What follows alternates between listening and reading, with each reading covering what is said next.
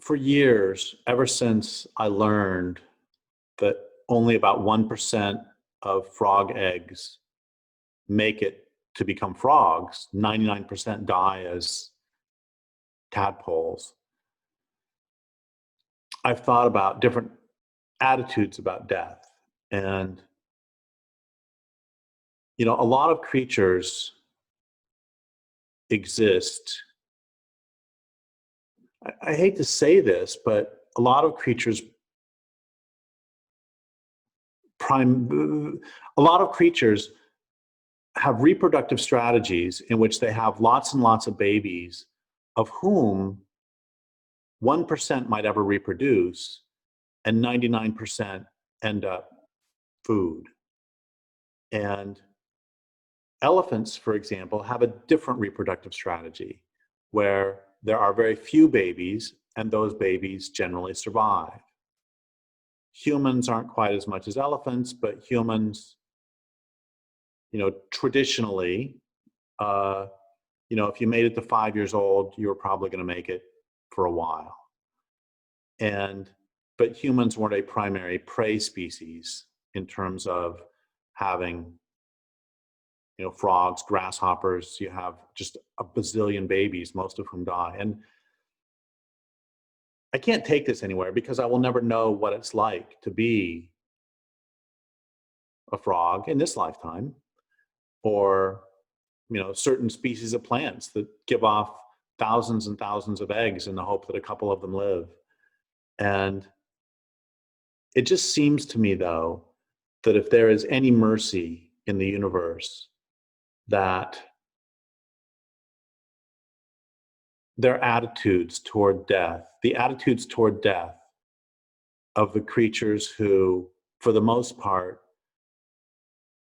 don't live long, don't reproduce, who come into the world, eat just a little bit and then are eaten. It seems to me that if there is any sort of mercy in the universe, their attitudes toward death have to be much different than long-lived creatures. And I guess I'm maybe turning this backwards. Maybe I should look at it the other way. Maybe I should look at it that being a creature who lives long and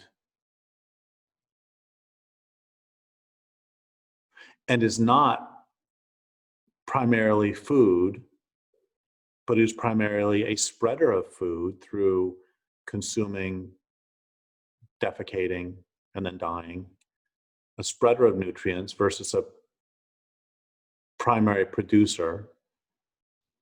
And by primary producer in this case, I mean not only plants who are the real primary producers, but also the tadpoles who convert the algae in the plants to meat for a dragonfly nymph, for